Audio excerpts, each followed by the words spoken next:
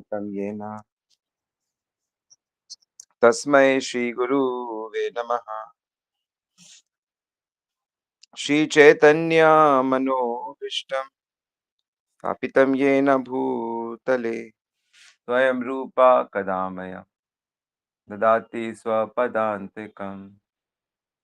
वन्देऽहं श्रीगुरो श्रीयुतपदकमलं श्रीगुरून् वैष्णवान् च श्रीरूपं साग्रजातं सगणरघुनाथान्वितं तं सजीवं साद्वैतं सावधूतं परिजनसहितं कृष्ण चैतन्य देव श्री राधा कृष्ण पदान सगन ललिता श्री विशाखान्वितं च जय श्री कृष्ण चैतन्य प्रभु नित्यानंद श्री अद्वैत गदाधर शिवासादि गौर भक्त वृंद। हरे कृष्णा कृष्णा कृष्णा हरे हरे, हरे राम राम राम हरे हरे।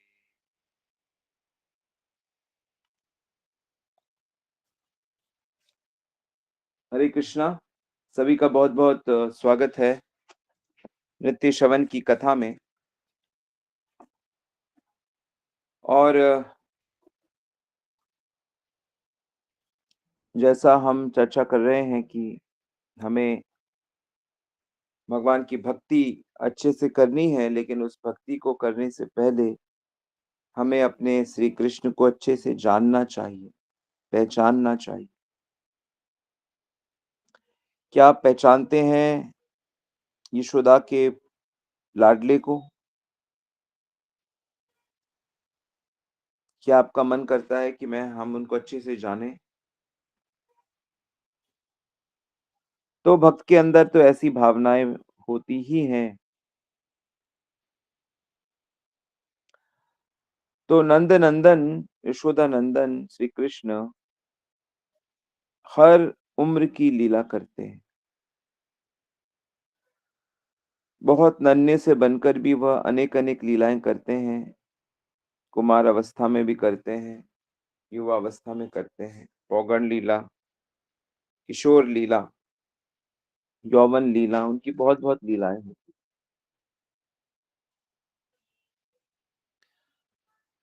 तो श्री कृष्ण के कुछ गुण हैं।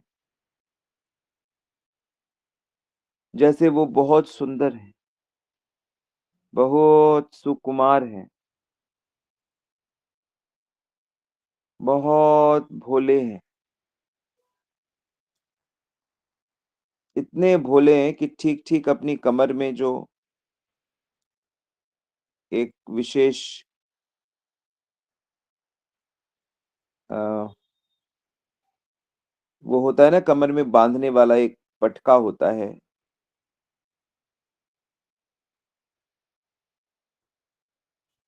उसको कछनी कहते हैं। कछनी भी ठीक से नहीं बांध पाते। मैया अच्छे से बांध देती है तो ठीक है, और कई बार खेलते खेलते वो कछनी गिर जाती है, ढीली हो जाती है, और तब कृष्ण अपने दाऊ भैया के पास चले जाते हैं और कहते हैं, दादा आप इसको बांध दो अच्छे से, देखो ये तो निकल गई है। तो कहने का अर्थ है कि यद्यपि श्री कृष्ण कोटि ब्रह्मांड के स्वामी हैं और सब कुछ करने में समर्थ हैं, कर्तुम अकर्तुम अन्यथा कर्तुम,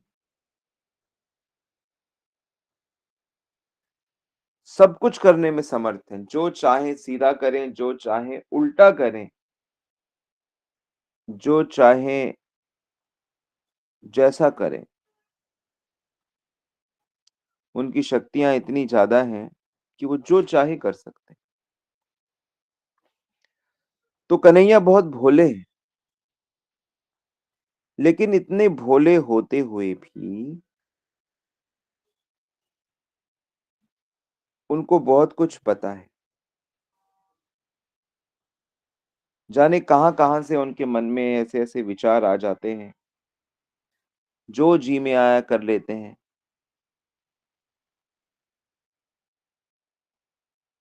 जो जी में आए बोल देते हैं, जो जी में आया कर देते हैं। कोई ये कह नहीं सकता कि कन्हैया के मन में अगर कुछ आ गया, तो वो उसे कर नहीं सकता। धुन में चढ़ जाए, तो कोई ऐसा काम नहीं है, जो कन्हैया ना कर सके। ये विशेषता है उनकी। लेकिन भोलापन बहुत ज़्यादा है और विशेष करके जब कन्हैया बहुत छोटी अवस्था में होते हैं, नन्हे कन्हैया, नन्ना श्याम सुंदर और इनको एक भोलेपन में एक क्वालिटी क्या होती है कि जो जैसा कर रहा है ना, बस वैसा ही कर देता है, जिसको कहते हैं अनुकरण करना।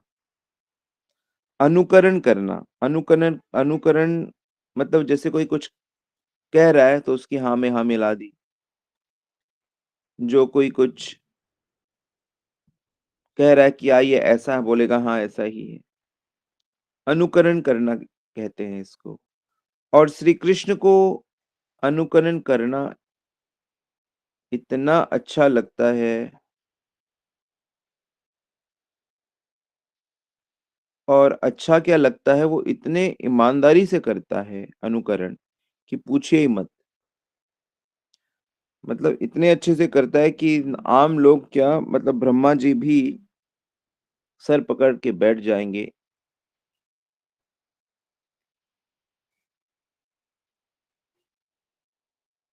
तो कहाँ मिलते हैं श्री कृष्ण? नन्हे कृष्ण कहाँ मिलते हैं?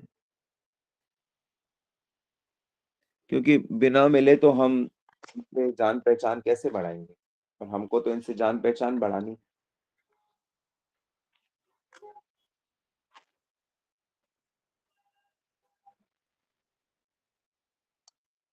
तो जैसे हम ये डिस्कस कर रहे हैं कि श्री कृष्ण बहुत भोले हैं।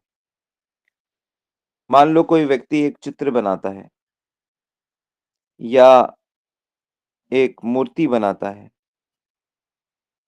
और वो कहता है कि यह मेरे श्री कृष्ण हैं।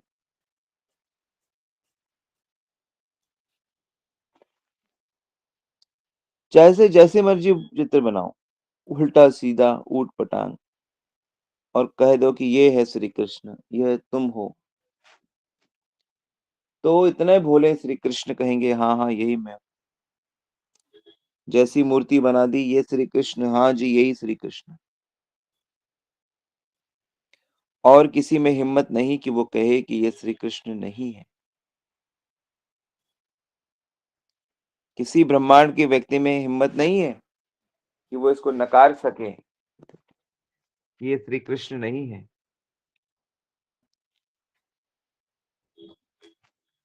तो भगवान का ये भोलापन है कि वह हमारी सच्ची पूजा को स्वीकार करते हैं, हमारी सच्ची पूजा को। कोई कहे कि मैं आपकी पूजा कर रहा हूँ, आप दूब लीजिए, तुलसी लीजिए, जल लीजिए, फूल लीजिए, जो मर्ज़ी लीजिए, उनको चढ़ाइए। लेकिन श्री कृष्ण का ध्यान इन वस्तुओं पे नहीं रहता है। श्री कृष्ण इतना समझते भी नहीं है कि क्या मेरी इतनी पूजा की जा रही है। पूजा के लिए कौन से मंत्र, कौन से पदार्थ, ये तो बड़े-बड़े विद्वान और पंडित लोग करते हैं। लेकिन प्रेम से जो भी पूजा की जाती है, जैसी की जाती है, जो कुछ है आपके पास उसी से की जाती है। ओह! मेरी पूजा करते हो तुम, बहुत अच्छे हो तुम। श्री कृष्ण पूजा को स्वीकार कर लेते हैं और श्री कृष्ण ने पूजा अगर स्वीकार कर ली तो उस पूजा में चाहे चाहे जितनी त्रुटियाँ हों, उससे क्या फ़र्क पड़ता है? अच्छा मेरी पूजा करते हो? बहुत अच्छे हो तुम, बहुत अच्छे। श्री कृष्ण पूजा स्वीकार कर लेते हैं। तो वो पूजा करने का, उपासना करने का भाव बहुत आवश्यक है। अंतःकरण में श्री कृष्ण के प्रति प्रेम होना आवश्यक है। आप पूजा कर रहे हैं और मन में श्री कृष्ण नहीं है, तो यानी उनकी उपस्थिति नहीं हुई। तो मन हमेशा, चाहे किसी भी प्रकार की पूजा हो, जब तक वो मन के साथ जोड़कर नहीं की जाती, वो पूजा बनती नहीं है। जिसकी पूजा नहीं की जा रही है, वही अगर वो स्थान में नहीं है, तो उसकी पूजा कैसे हुई? तो मन में स्मरण रहते हुए ही पूजा होनी चाहिए कि ये साक्षात यहाँ पर प्रकट है। मैं कई बार भक्तों के साथ ये चर्चा करता हूँ कि आप जब किसी मंदिर में जा रहे हो, तो मंदिर के दरवाजे पे 1 मिनट खड़े हो जाओ और यहाँ पे कहो अपने आप से कि आज भगवान साक्षात आए हैं यहाँ पे। ये मान लो। कई बार होता है कि हम कहीं पे जाते हैं प्रसाद पाने और देखते हैं कि वहाँ पे कोई फ़ीस्ट चल रही है। मैं बरसाने मंदिर में गया था तो देखा वहाँ पे फ़ीस्ट चल रही है। हमें भूख लगी थी और देखा कि फ़ीस्ट चल रही है। सब लोग इनवाइटेड हैं उस दिन।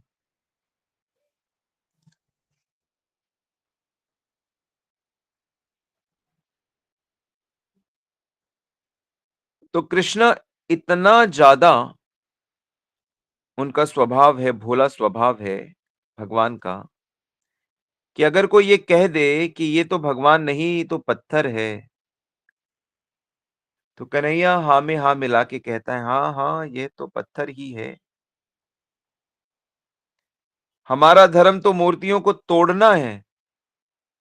हम तो मूर्तियों को तोड़ते हैं। कोई अगर इस तरह के लोग आक्रांता हैं, हम तो तोड़ेंगे।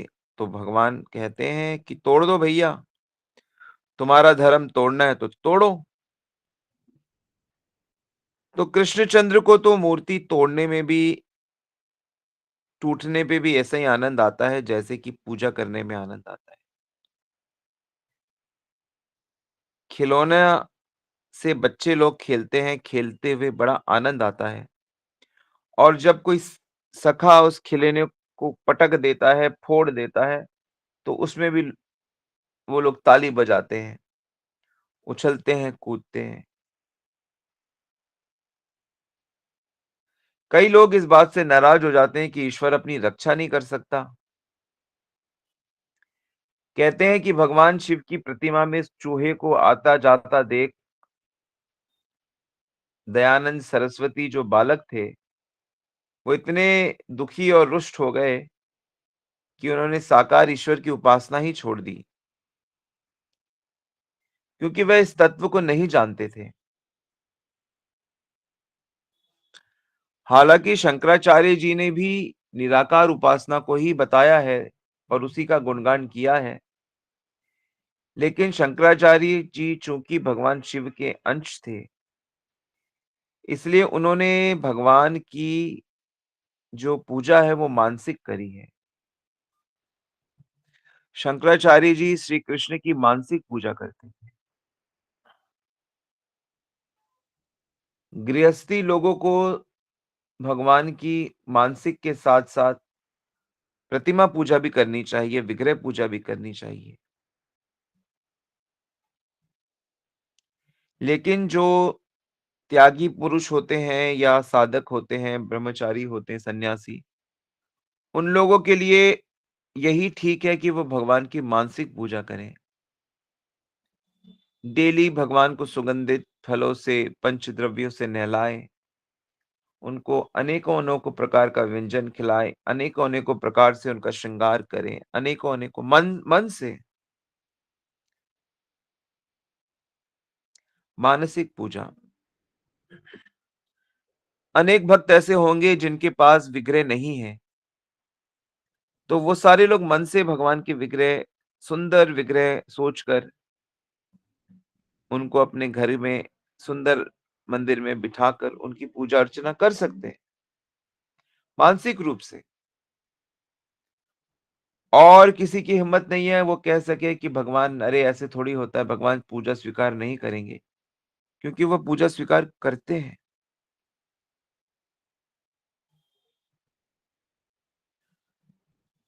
तो कोई कहे कि नहीं ईश्वर तो है नहीं, नहीं है, नहीं है, कन्हैया तो चिल्लाने लगेगा। क्या ज़रूरत है फिर इसे ईश्वर की? तो जो कहते हैं कि ईश्वर नहीं है, ईश्वर धोखा है, तो ईश्वर उनके लिए नहीं बन जाता है। लो भैया अब आपको उस कन्हैया से कोई सहायता नहीं मिलेगी, कोई प्रेम नहीं मिलेगा, कोई सुविधा नहीं मिलेगी और आप लोगों को उससे कोई आशा भी नहीं करनी चाहिए। भगवान आपके उत्थान में, निर्माण में टांग नहीं अड़ाएगा।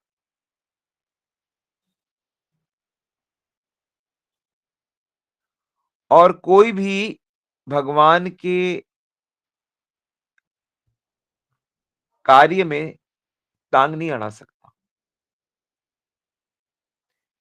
भगवान के नियम कोई छुई-मुई का पेड़ तो है नहीं कि आपने छुआ और वो गड़बड़ हो गया, सिमट गया। जब तक आप भगवान के एरिया में, उसकी सीमा में रह के जितना भी उछलो-कूदो, इससे कोई फ़र्क नहीं पड़ता। लेकिन यदि आप उसकी उस सीमा को पार करने की कोशिश करोगे, तो फिर वह इंटरफेयर करता है। चींटी कैसे समुद्र को तैर के पार कर सकती है? हिमालय पे सर पटकोगे तो हिमालय को क्या नुकसान है? आप ही का सर फटेगा। तो ईश्वर का जो नियमावली चल रही है इस जगत में, उसकी चिंता आप मत करिए।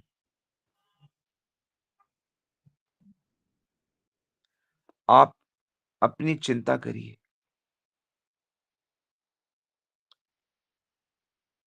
अनेक लोग हैं जो अपनी चिंता करने वाले हैं। ऐसे कुछ लोग होते हैं मोक्षकामी। वो क्या कहते हैं? ईश्वर तो है, लेकिन निराकार है भई।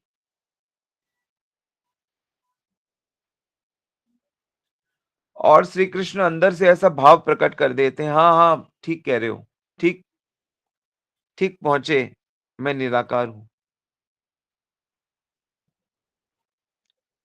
तो जो-जो भाव मनुष्य के भीतर आते हैं, चाहे वो बुद्धि से आएँ या जैसे भी आएँ, तो भगवान बस हाँ में हाँ मिला देता है।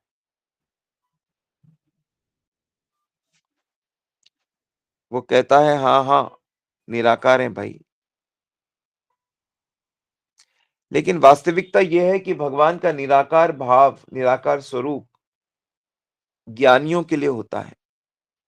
वो भगवान के सुंदर दर्शन नहीं कर सकते।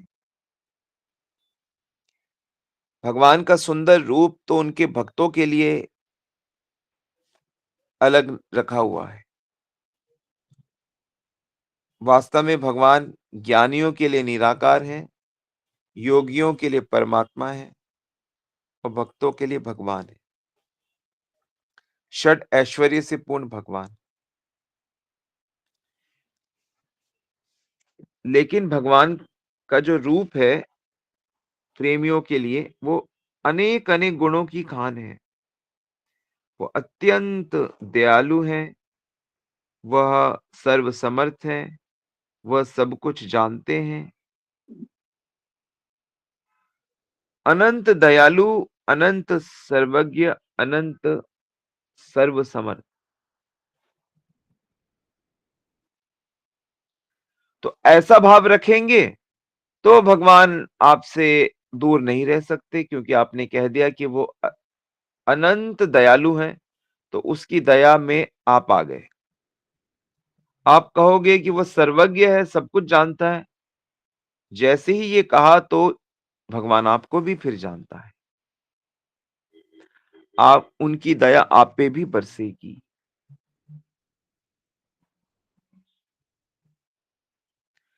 आप भगवान की प्रार्थना करोगे, तो ऐसा हो नहीं सकता कि वो आपकी प्रार्थना ना सुने। ये कैसे हो सकता है कि आप पुकारें और वो सर्वज्ञ होते हुए भी ना आए? क्योंकि तो सर्वज्ञ है ना, सर्वज्ञ मतलब जो सब जानता है। अनंत दयालु है, तो उसकी दया तो हमेशा बरसेगी। लेकिन कोई कहे कि पता नहीं ईश्वर ने सुनी कि नहीं सुनी, आए कि नहीं आए।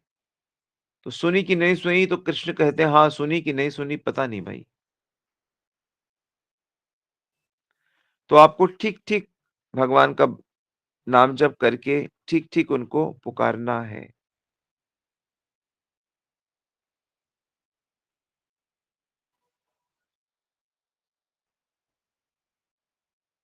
तो जो भगवान होते हैं,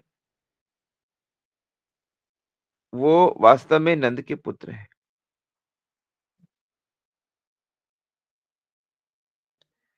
तो किस भाषा में भगवान को बुलाना चाहिए? हम सब तो अलग-अलग भाषी हैं। तो वास्तविकता ये है कि इसे एक ही भाषा समझ आती है और वो है हृदय की भाषा। केवल हृदय की भाषा ही कृष्ण को समझ में आती है। हृदय की भाषा केवल मनुष्यों की नहीं, गाय, बकरी, पशु, पक्षी, हिरन, मोर सबकी हृदय की भाषा ये समझ जाते हैं। तो इसी भाषा में हमें उन्हें पुकारना चाहिए।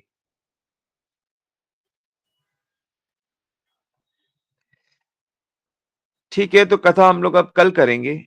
आज इतना ही बहुत है।